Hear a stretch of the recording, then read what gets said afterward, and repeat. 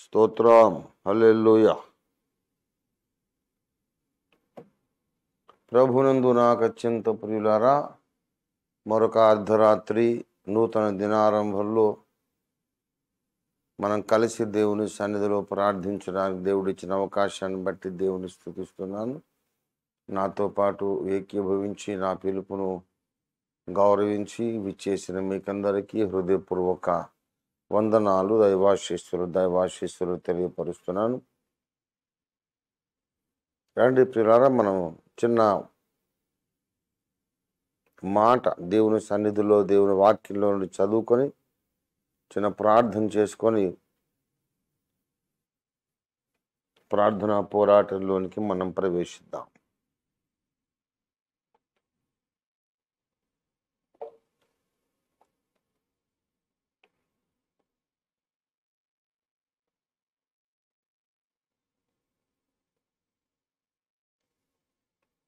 ఎనభై 83వ కీర్తన.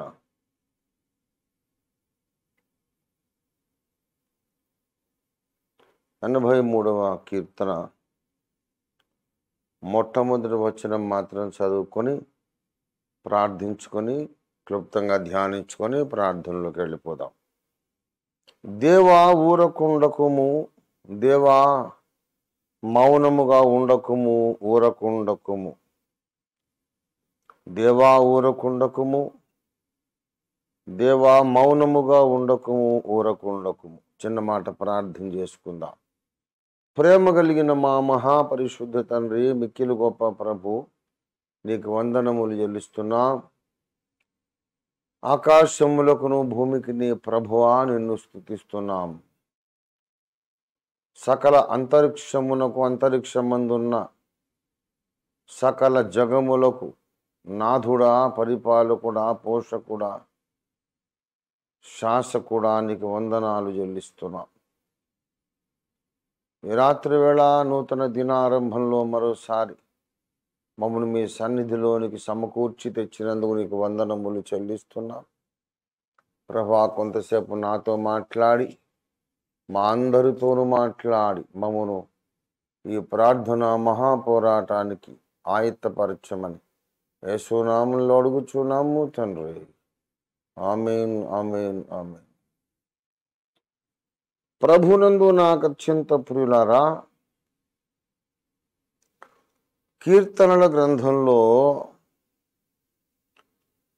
భక్తులు ప్రార్థించినప్పుడల్లా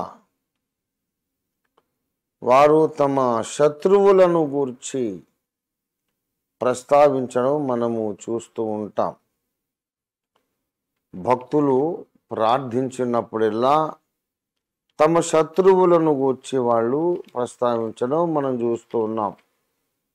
చాలా సుప్రసిద్ధమైనటువంటి ఒక ఉదాహరణ మనం 23వ కీర్తనలో నుండి తీసుకోవచ్చు. 5వ వచనంలో, నా శత్రువుల ఎదుట నీవు నాకు భోజనము సిద్ధపరచుదు.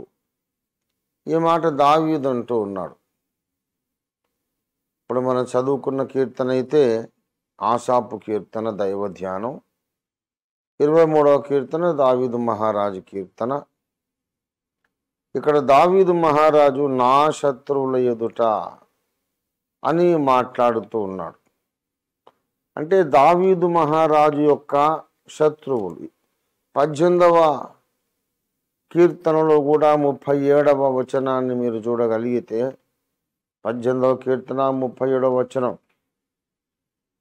నా శత్రువులను తరిమి పట్టుకొందును.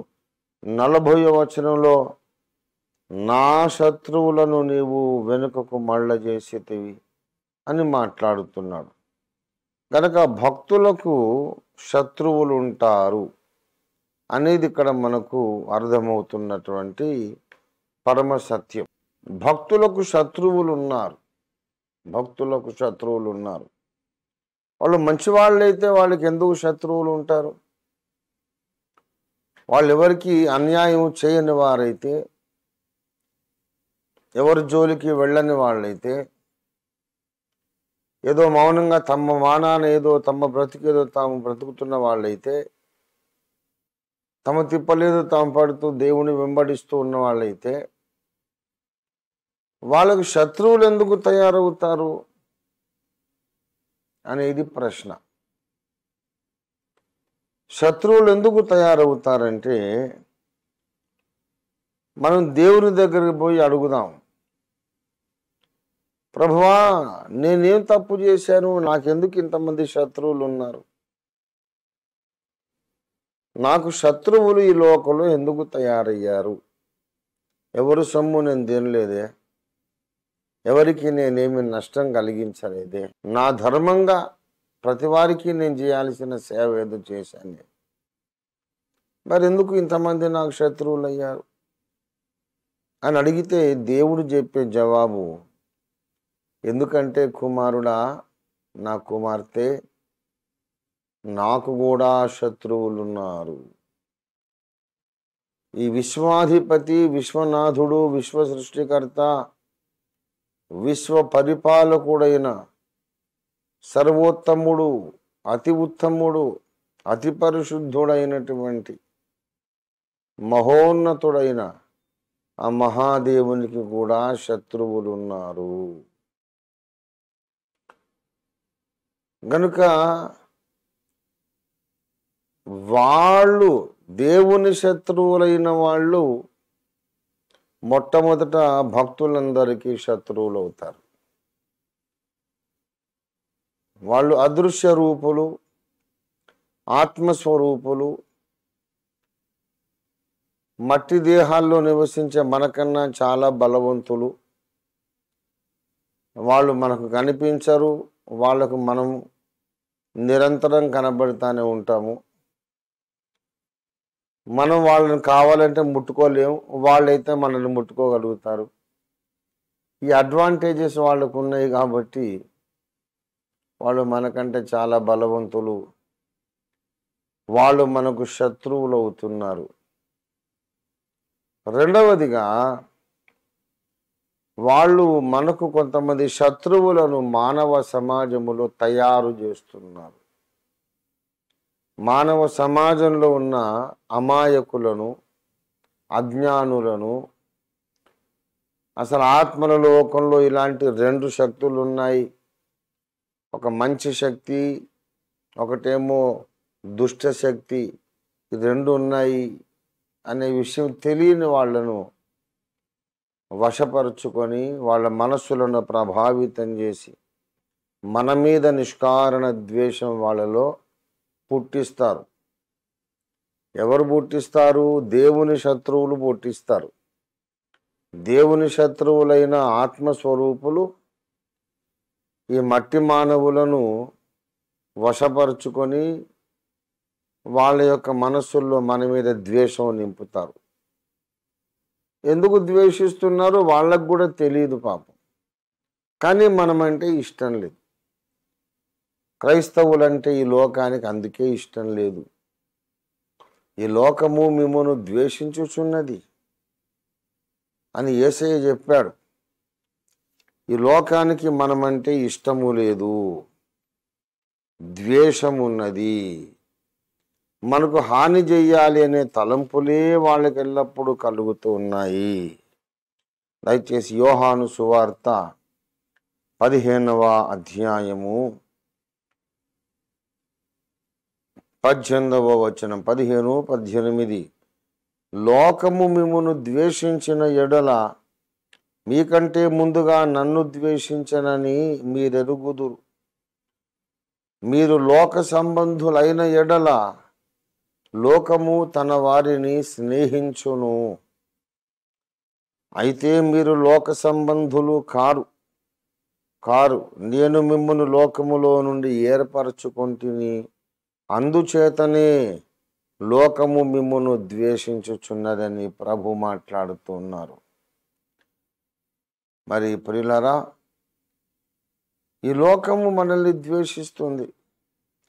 ఇది దేవుడు చెప్పినటువంటి మాట, బంగారు మాట, తిరుగులేని ప్రవచనం, ఇది భవిష్యద్వాణి. ఇది మత్తయి సువార్త 24వ అధ్యాయం 9వ వచనంలో కూడా, మీరు నా నామము నిమిత్తము సకల జనముల చేత ద్వేషింపబడుదురు. సకల జనముల చేత మీరు ద్వేషించబడతారు.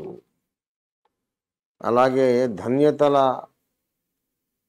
ప్రసంగంలో, కొండ మీది ప్రసంగంలో కూడా మత్తయి సువార్త 5:11 నా నిమిత్తము జనులు మిమ్మును నిందించి హింసించి మీ మీద అబద్ధముగా చెడ్డ మాటలెల్లా పలుకున్నప్పుడు మీరు ధన్యులు. ప్రభునందు ప్రియులారా, నిష్కారణమైనటువంటి ద్వేషం మన మీద ఈ లోకానికి ఉన్నది. ఎందుకున్నది అంటే దేవుని శత్రువులు అలా తయారు చేశారు లోకాన్ని. ఇక్కడ 83వ కీర్తనలో మాట్లాడుతున్నాడు ఆసాపు భక్తుడు, పరిశుద్ధాత్మ వలన ప్రార్థన చేస్తున్నాడు. దేవా, నీ శత్రువులు అల్లరి చేయుచున్నారు, నిన్ను ద్వేషించువారు తల ఎత్తి ఉన్నారు, నీ ప్రజల మీద వారు కపటోపాయములు పన్నుచున్నారు. దేవా, నీ మరుగుజొచ్చిన వారి మీద ఆలోచన చేయుచున్నారు. 5వ వచనం, ఏక మనస్సుతో వారు ఆలోచన చేసుకొని ఉన్నారు. దేవ విరోధులు ఈ ప్రపంచంలో దేవ విరోధులు ఉన్నారు. వాళ్ళని గురించి 139వ కీర్తనలో కూడా దావీదు భక్తుడు ప్రస్తావించాడు.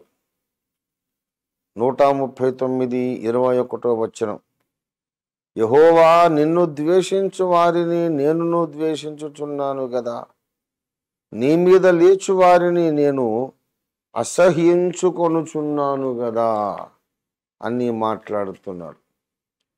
దేవుని మీద లేచువారు వీళ్ళు మొట్టమొదట నరమానవులు కాదు. ముందు దేవుణ్ణి ద్వేషించిన వాళ్ళు ఆత్మస్వరూపులే, పడిపోయిన దేవదూతలే, సాతాను సేనలు అవి. రెండవ దశలో ఈ భూనివాసులైన ఆదాము సంతతిలో కొంతమందిని అలా దేవ విరోధులుగా వాళ్ళు తయారు చేశారు. కనుక కొంతమంది దేవుణ్ణి ద్వేషించు వాళ్ళుగా తయారైపోయినారు. రోమాపత్రిక 1వ అధ్యాయము 30వ వచనం చూడండి. రోమా 1వ అధ్యాయం 30వ వచనం, అందులో 3వ మాట, కొండగాండ్రును అపవాదకులను దేవద్వేషులను హింసకులను. దేవద్వేషులు అనే ఒక స్పెషల్ కేటగిరీ ఉన్నది మానవ లోకంలో. God haters, I hate God అంటారు కొంతమంది. ఎవడ్రా దేవుడు, ఎవడ్రా ఉంటే రమ్మన్రా అని మాట్లాడతారు. దేవుణ్ణి దూషించి, దేవుణ్ణి ద్వేషించి దేవదూషకులు, దేవద్వేషులు. అలాంటి వాళ్ళు భూమి మీద ఎందుకు తయారయ్యారంటే, మొట్టమొదట సాతాను దేవద్వేషి, దేవదూషకుడు, దేవ విరోధి, దేవుని శత్రువు. వాడి ప్రభావము కింద మనుషులు అట్లా తయారవుతున్నారు. కనుక మనుషులు ఎప్పుడైతే అల్లరి చేస్తున్నారో, మనకు వ్యతిరేకంగా ఎప్పుడైతే కుట్రలు కుతంత్రాలు పన్నుతున్నారో, మనం గమనించాలి, మనకు రెండంచెల శత్రు సైన్యం ఉన్నది. భౌతికంగా ఈ ప్రపంచంలో భౌతిక నేత్రాలకు కనిపించే శత్రు సేనలు, ఇదిగాక వీరి వెనక ఉండి నడిపిస్తున్నటువంటి అదృశ్యమైన శత్రు సేనలు. ఈ 2 రకాల శత్రు సేనలు మనకున్నాయి. మనం కోపం తెచ్చుకొని మన కనపడే శత్రువుల మీద పగ తీర్చుకున్నాం అనుకోండి, వాడిని కొట్టాము, తిట్టాము, ఏదో చేసాం, అప్పుడు అది కూడా వాళ్ళకే మేలు అవుతుంది, వాళ్ళకి అడ్వాంటేజ్ అవుతుంది. దీన్ని కూడా ఒక ఆయుధంగా మళ్ళీ మన మీద ప్రయోగిస్తారు. ఇదిగో వీళ్ళు కొట్టారు అని మన మీద కేసులు పెట్టడము, నిందలు ప్రచారం చేయడము, ఇవన్నీ చేస్తారు. గనుక ఈ మనుషులను ప్రధాన శత్రువులుగా మనం ఎంచుకోకుండా ఇలా వీళ్ళను తయారు చేసిన అదృశ్య శక్తులను మన ప్రధాన శత్రువులుగా మనం గుర్తించాలి. గుర్తించి వాళ్ళను బంధించే పని పెట్టుకోవాలి. అవును, వాళ్ళ మీద మనకు అధికారం ఉంది. శత్రువు బలమంతటి మీద మీకు అధికారం ఇచ్చి ఉన్నానన్నాడు యేసయ్య. మనకు అధికారం ఉంది. మనం బంధిస్తే వాడు బంధించబడి ఉండాలంతే, ఉంటాడంతే. ఇది దేవుని మాట, ఇది యేసయ్య మాట. మీరు ఆజ్ఞాపించండి, వాడిని బంధించేసేయండి. మీరేది బంధిస్తారో పరలోకంలో నేను దాన్ని బంధించేస్తానని యేసయ్య వాగ్దానం చేశాడు. ఇది దేవుని మాట. ఎప్పుడు కూడా దేవుని మాట అబద్ధము కానేరదు. తప్పిపోవడానికి వీలు లేనటువంటి దేవుని మాట. దేవుని బిడ్డలారా, మత్తయి సువార్త 18వ అధ్యాయం, మత్తయి 18వ అధ్యాయము 18వ వచనం, Mathews gospel 18th chapter 18th verse. భూమి మీద మీరు వేటిని బంధింతురో అవి పరలోకమందును బంధింపబడు. భూమి మీద మీరు వేటిని విప్పుదురో అవి పరలోకమందును విప్పబడునని మీతో నిశ్చయముగా చెప్పుచున్నాను. అనుమానమే లేదు, నిశ్చయంగా చెప్తున్నాడు. కనుక మనకు ఆయన అధికారం ఇచ్చాడు. ఆ అదృశ్య శత్రువులను మనం బంధించి వేస్తే ఇక మనకు ఎదురుగుండా వ్యతిరేకంగా పనిచేస్తూ తైతక్కలాడుతున్న ఈ మానవ మాతృలు కొన్నాళ్ళ బల్లితోకలాగా ఎగిరి ఎగిరి ఎగిరి ఎగిరి వాడు నిర్వీర్యంగా పడిపోతారు. అది మనకు విజయం. అందుకే పౌలు చెప్పాడు, మనము పోరాడునది శరీరులతో కాదు. పైకి మాత్రం శరీరులే మనతో పోరాడుతున్నట్టుగా కనబడుతుంది. కానీ మనం పోరాడేది ఈ శరీరులను ప్రేరేపించిన ఆత్మరూపుల మీద మనం పోరాడుచున్నాము, పోరాటం చెయ్యాలి. వీళ్ళు దేవుని మీద వారు చెలరేగి అల్లరి చేస్తూ ఉన్నారు. నిన్ను ద్వేషించువారు, 83వ కీర్తన చూడండి, నిన్ను ద్వేషించువారు నీ ప్రజల మీద కపటోపాయములు పన్నుచున్నారు. ఇవాళ మన దేశంలో ఈ దళిత క్రిస్టియన్ ఇష్యూ ఒకటి వచ్చింది. Dalit Christian issue. మీరు దళితులైతే క్రైస్తవులు కాదు, క్రైస్తవులైతే దళితులు కాదు. మీరు దళితులుగా ఉంటూ యేసు ప్రభువుని ఎట్లా మొక్కుతారు, రిజర్వేషన్లు తీసుకున్న తర్వాత అని ఒక పెద్ద ఇష్యూ క్రియేట్ అయింది. అవును, ఒకప్పుడు వాడు దళితుడు, వెలివేయబడ్డవాడు, అంటరాని వాడుగా ఎంచబడ్డాడు, సమాజం చేత అణచివేయబడ్డాడు, అవమానించబడ్డాడు. ఇవాళ ఏదో సువార్త విన్నాడు, లాజిక్ వాడికి నచ్చింది, ఆ ప్రేమ వాడికి నచ్చింది, ఆకర్షించబడ్డాడు, యేసు ప్రభువును తన స్వరక్షకునిగా అంగీకరించాడు. ఇప్పుడు వాడికి ఎందుకు ఇవ్వరు రిజర్వేషను? యేసును అతడు అంగీకరించగానే ఊళ్ళో అగ్రకులాల వాళ్ళందరూ అతన్ని పిలిచి చేర్చుకొని ముద్దు పెట్టుకొని పిల్లనిచ్చి 1000 మంది అంతా కలిపేసుకున్నారా? సామాజికంగా అతనికి ఉండే స్థితిగతులన్నీ మారిపోయినాయా? యేసును చేర్చుకోగానే అతను గుడిసే రాత్రికి రాత్రి మేడ మిద్దె 3 అంతస్తుల డూప్లెక్స్ ట్రిప్లెక్స్ హౌస్ అయిపోయిందా? ఏం మార్పు వచ్చింది? అతని మనస్సులో ఒక దేవుని మీద నమ్మకం వచ్చింది. సమాజంలో అతను ఇంకా విలువేయబడ్డాడు, ఇంకా అంటరాని వాడే. అంటరానితనానికి ఒక ఓదార్పుగా వాళ్ళని సమాజంలో కలుపుకోవడానికి బాబాసాహెబ్ అంబేద్కర్ రాజ్యాంగబద్ధంగా మనకు ఈ యొక్క రిజర్వేషన్లు ఇచ్చారు. మీరు క్రైస్తవులైతే మీకు ఇవ్వము అంటున్నారు. అదే క్రైస్తవులైతే ఇవ్వద్దనే పాయింట్ అసలు ఏంటి, లాజిక్ ఏంటి? ముందు హిందువులుగా ఉన్నందుకు రాయితీలు ఇచ్చారా? హిందువులుగా ఉన్నందుకు రిజర్వేషన్లు ఇచ్చారా? ఈ హిందూ దేవతలను, దేవీ దేవతలను మొక్కినందుకు రిజర్వేషన్లు ఇచ్చారా? అదన్నా చెప్పండి మరి. అలా లేదే రాజ్యాంగంలో. వీడు హిందూ దేవీ దేవతలను మొక్కినందుకు ఇతడికి ఇస్తున్నాం అని లేదు కదా. ఒక దేవుణ్ణి మొక్కినందుకు రిజర్వేషన్ ఇవ్వలేదు కనుక ఇంకో దేవుణ్ణి మొక్కితే ఎందుకు తీసేస్తారు? ఈ విషయంలో రంగనాథ్ మిశ్రా కమిషన్ వేశారు అప్పటి గవర్నమెంట్. ఆయన గారు చక్కగా రిపోర్ట్ ఇచ్చారు. వీళ్ళ కులం మారలేదు, మతం మారినా సరే వీళ్ళ జీవిత స్థితిగతులు ఏమీ మారలేదు, అదే గుడిసెల్లో ఉంటున్నారు, అంటరాని వారుగానే ఎంచబడుతున్నారు, ఇంకా వెలువేబడి ఉన్నారు, ఇంకా అస్పృశ్యులుగా అవమానించబడుతూ ఉన్నారు, ఏమీ మారలేదు. కాకపోతే వీళ్ళు ఈ గుడి బదులు ఆ గుడికి వెళ్తున్నారు, మళ్ళా పోయి అదే ఊరు బయటే ఉంటున్నారు. ఊళ్ళో వాళ్ళు ఏం కలుపుకోలే వాళ్ళని. కనుక వీళ్ళకి రిజర్వేషన్లు కంటిన్యూ చేయడమే న్యాయమని రంగనాథ్ మిశ్రా గారు కమిషన్ రిపోర్ట్ ఇస్తే దాన్ని బుట్ట దాఖలు చేశారు, తుంగలో తొక్కారు. ఎందుకంటే మీరు క్రైస్తవులుగా మారినట్లయితే మీరు కొన్ని నష్టపోవాల్సి వస్తుంది అని భయపెట్టే ప్రయత్నం చేస్తున్నారు ప్రభుత్వం. పార్టీలు మారినా ఏ ప్రభుత్వం ఉన్నా అందరూ ఒకటే. క్రైస్తవులంటే ఇష్టం లేదు. క్రైస్తవులు అన్ని రకాల సేవలు చేయాలి, చేస్తారు. సైన్యంలో ఉంటారు, విద్యారంగంలో, వైద్య రంగంలో, అన్ని సేవా రంగాలలో క్రైస్తవులు ఉంటారు. యథార్థంగా పన్నులు కడతారు.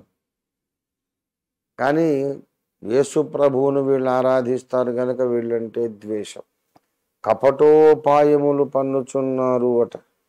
నీ ప్రజల మీద వారు కపటోపాయములు పన్నుచున్నారు. నీ మరుగుజొచ్చిన వారి మీద ఆలోచన చేయుచున్నారు. ఇటీవల కులగణన అనేది ఒకటి స్టార్ట్ అయింది. నీ కులమేది, నీ మతమేది అంటూ ఇల్లు తిరుగుతున్నారు. వాడు ఏ కులం అయితే నీకెందుకు బాబు, భారతీయ పౌరుడే కదా, చేయాల్సిన సేవలేమో చేయండి. ఇవన్నీ కూడా కేవలము క్రైస్తవ సంఘం, యేసు ప్రభు యొక్క భక్త జన సమాజం విస్తరించకుండా చేస్తున్న కుట్ర, ఆపుదామని చేస్తున్నటువంటి కుటిల ప్రయత్నం. ఇది ఆఖరికి విఫల ప్రయత్నంగానే మిగిలిపోతుంది. ఎంత వ్యతిరేకంగా ప్రభుత్వాలు మనకు వ్యతిరేకంగా ఎంతగా పనిచేస్తాయో అంతగా మనం విస్తరించబోతున్నాం. క్రైస్తవ సమాజం విస్తరించబోతుంది అంటున్నారు 4వ వచనములో. వారు ఇశ్రాయేలును పేరు ఇకను జ్ఞాపకము రాకపోవునట్లు జనముగా ఉండకుండా వారిని సంహరించుదము రండని చెప్పుకొనుచున్నారు. జనముగా ఉండకుండా వారిని సంహరిస్తారట. ఇలా చేయడంలో వారు ఏక మనస్సుతో ఆలోచన చేస్తున్నారు. ఏక మనస్సుతో ఆలోచన. ఇది ఇశ్రాయేలుకు విరోధంగా ఆలోచన కాదు. 5వ వచనం చూడండి, నీకు విరోధముగా అంటున్నాడు. యెహోవా దేవునికి విరోధంగా ఆలోచన. క్రైస్తవ సంఘానికి వ్యతిరేకంగా వారు చేస్తున్న ఆలోచన వాస్తవానికి సృష్టికర్తకు విరోధంగానే వారు చేస్తున్న ఆలోచన. అలాంటప్పుడు ఏం చేయాలి మరి? ఆయనే దిగి రావాలి. ఆయన దిగి రావాలని ఆశాపు భక్తునితో ఏకీభవించి మనం కూడా ప్రార్థన చేద్దాం. దేవా దిగిరమ్ము, దిగిరమ్ము, దిగిరమ్ము నాయనా అని ప్రార్థన డైరెక్ట్గా చేస్తున్నాడు. 9వ వచనం, మిద్యానునకు నీవు చేసినట్లు, కీషోను ఏటి యొద్దను నీవు సీసెరాకును యాబీనునకును చేసినట్లు వారికి నీ చెయ్యము. వారు ఏందోరులో నశించిరి, భూమికి పెంట అయిరి. ఓరేబు జయేబు అను వారికి నువ్వు చేసినట్లు వారి ప్రధానులకు చెయ్యము. జబహు సల్మున్నా అను వారికి చేసినట్లు వారి సకల రాజులకును చెయ్యము. 17 వారు నిత్యము సిగ్గుపడి భీతి నొందుదురుగాక, వారు భ్రమసి నశించుదురుగాక. యెహోవా అను నామము ధరించిన నీవు మాత్రమే సర్వలోకములో మహోన్నతుడవని వారెరుగుదురుగాక.